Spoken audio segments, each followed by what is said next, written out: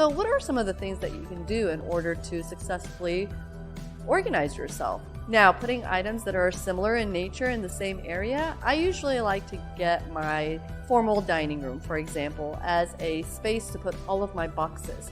Now, when I stack my boxes, I want to stack them about 4 feet high because that's about how tall the dollies are. So when the movers can come in, you can have close access to an entry for the movers. That way they can come in, prop their dollies, and be able to dolly your boxes right out into the truck. Versus, again, going into this room, grabbing a couple of boxes here, and then a couple of boxes elsewhere. So again, doing things that help make things efficient is definitely a practical way of maximizing the opportunities for your move.